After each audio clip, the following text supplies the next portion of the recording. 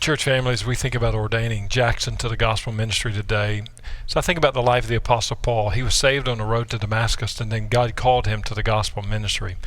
When you look at the Apostle Paul, look at Jackson, look at myself, ministry is not a career decision, it's a call of God.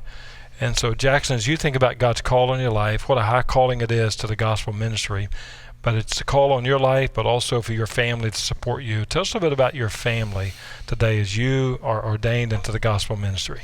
Yeah, so my wife, Sarah, we've been married for almost 5 years now, and we've got a little 1-year-old Lincoln. He's a little over 1, and he keeps us busy. But I could not do what I do without Sarah. That's right. She is my biggest supporter.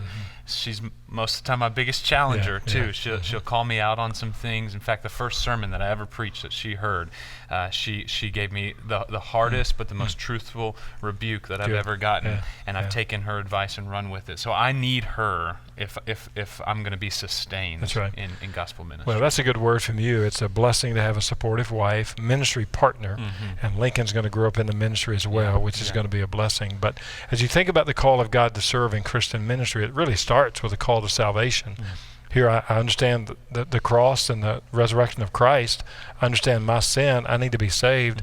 He convicts you and calls you to salvation. Tell us a little bit about your conversion story when Jesus changed your life. It's funny, you talk often about sitting at Cracker Barrel with people. That's right. I like to go to breakfast and lunch with people at Cracker Barrel. And that's where I was sitting with my senior pastor at the time when I was 8 years old. And we walked through the ABCs of salvation. I'd gone through what my church called the Beyond Belief class.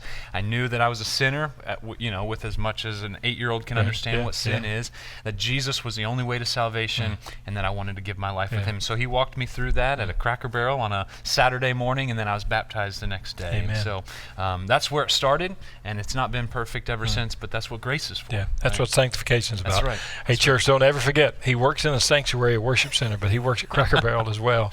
Praise the Lord that his grace is not slight anywhere. But also, as you think about salvation, then this call to the gospel ministry, that again, it's not just a career, it's a calling. And then you think about being ordained, that's another level altogether. The church is affirming you and supporting you. And going to keep you accountable in those ways, which is a wonderful thing. But for you and Sarah and the conversations you guys have had and your prayer times together, what does it mean for you to be ordained today to the gospel ministry? I know that God has called me to be a pastor. I know that I know that I know that.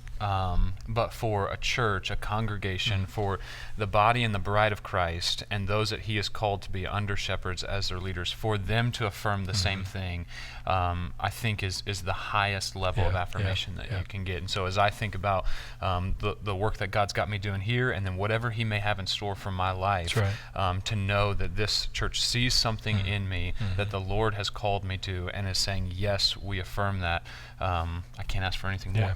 Well, I appreciate the conversation you and I have had, just sitting on a couch together, talking about ordination and even talking about this day, which is a blessing. But also, as you think about gospel ministry for you and your family, you need the support of a local church, and that's what ordination is about. But how can the church pray for you guys as you, again, take your leadership and ministry to another level with ordination? Yeah, I think perseverance and endurance are some of the words that come to mind as I think of what God has called me to do, to be in the trenches of ministry, to lead His people. That's hard work. It is. And there's lots of joy in that.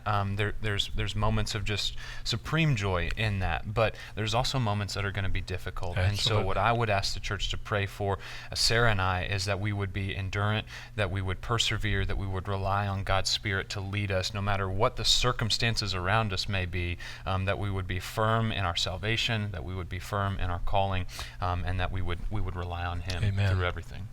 Church, again, it's wonderful to see people walk an aisle, give their lives to Christ, and then follow Him in believer's baptism. It's great to see other people joining our church family and seeing spiritual numerical growth. But as your pastor, it is a joy for me to see 2 men today ordained into the gospel ministry. What a very special blessing for our church family.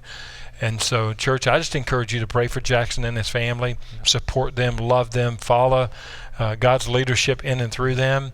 and the best days for their ministry are yet to come. But thank you for being a praying church and supporting them as they say yes to gospel ministry and ordination. Yeah. Thank you for praying. Yeah.